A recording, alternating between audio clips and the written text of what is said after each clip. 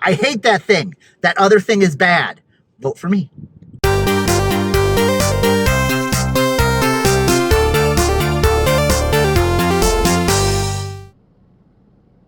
Hey, everybody. Matt Cribbs here, and welcome back to another Wednesday morning drive. Or sit in traffic. How you doing? Hope you're doing well. I'm doing good. It's been a good week. It's been a crazy week in the world, or a couple weeks. Brexit. Stupid name. Hate the name. We could have come up with something better, but it is what it is. It's Brexit now. That is what it's called. That's all lots and lots of people are talking about. I don't do politics. I try to avoid them. I have my opinions. You have your opinions. That doesn't mean that we can't learn things from each other and do other things. But I did want to talk about Brexit today. Not the whole, was it a good idea? Was it a bad idea? Was it all that? I think other people have covered that with a lot more nuance and thought behind it than I can. It's also not what I do, but I did want to talk about a specific thing that happened with it. And that's if you've been catching up with the news, if you've been following that, you see the reports that, number one, Brexit, what is it? If you're not caught up on that, it's the fact that, the British people were given a referendum, basically a vote that the British government can call out and say, hey, everyone, what do you think about this? And it was a very simple choice, stay in the European Union or leave the European Union. That was it. Those were the choices. And so it went out for a public vote in the UK, and the Leaves won. So that's what happened. That's what it is. It doesn't mean that, as of the day that vote happened, that Britain is no longer in the European Union. It doesn't happen like that. They have, I think, 2 years to get to happen. But effectively, symbolically, they said, we want out. And so that's what the Brexit vote was. And that's what it was. And then if you've been following the news on that, this is where it gets interesting. Immediately after the vote passed, and it was a very, very close vote. It was like very close, 51 or 2 or 40 to 49. It's very, that's small. So it's really, really split. And immediately after all that came out, there were reports of Google traffic from England and from the UK searching for what is the European Union, and interviews that were shown on TV of people saying, I voted to leave, but now that I think about it, I wish we could stay. And these reports are all over the place. And that's what I want to focus on. How does that happen?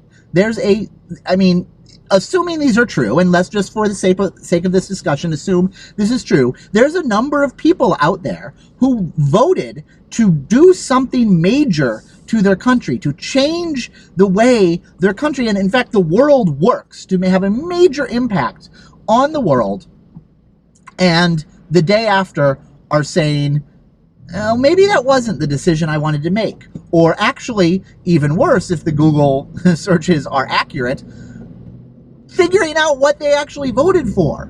So how does that happen? People are, these are smart people. These are people that are making a living doing whatever they do. We can't assume that everyone out there, that everyone who voted for something, that there's a huge percentage of morons who just went out there and said, I don't know, I'll check this box because I like it. We can't assume that. We have to assume, the people are people. People make decisions based on information, and they don't just blindly make stupid decisions for the fun of it, at least not in their politics, maybe in their breakfast cereal. I don't know.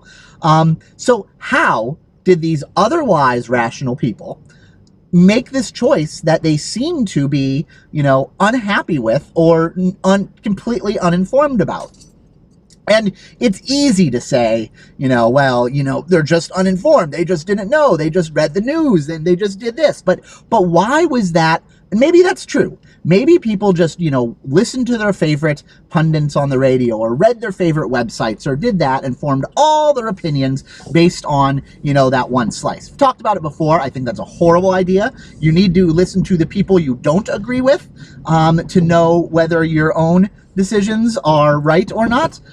This guy, I'm letting him go, but he's not going. Hey, trying to be nice to you, buddy. You're just sitting there. Anyway, Where was I? Yes. Yeah, I think you need to get a full picture of all the sides before you make a decision. Not everyone does that. Not everyone maybe has the time or maybe thinks it's important enough to do that. So fine. People are forming these decisions based on the stuff they're looking at and reading. But, you know, I would hazard a guess, and I feel fairly confident saying this, that there are people out there who put more thought into the brand of underwear they are going to wear than whether their country is going to remain a part of the European Union. So how does that happen? How is just listening to, you know, a couple sound bites or some politicians, you know, become good enough for these people to feel like they can make a decision? Why do they feel confident enough to go out, make a vote based on something that they really haven't researched or thought about or done the stuff on? And that's where it comes down to the power of rhetoric and the power of speech making and the power of emotion. Because as rational as we want to be, as intelligent as we say we are emotional animals. We all are. And especially when it comes down to our opinions. And politics is all about opinions and taking one group's of opinions and taking another's and, you know, deciding who wins. And that's what it's about. And and it's a contest. And when it becomes about a contest too, people get emotionally vested.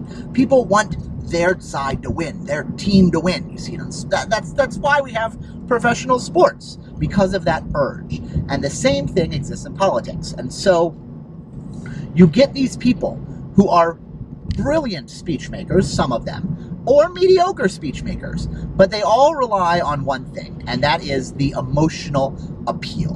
They grab onto an issue, a soundbite, a thought, a meme in your head, and whether it makes, you know, full logical sense or not doesn't matter. You start driving on that point, and you start milking the emotion of that point.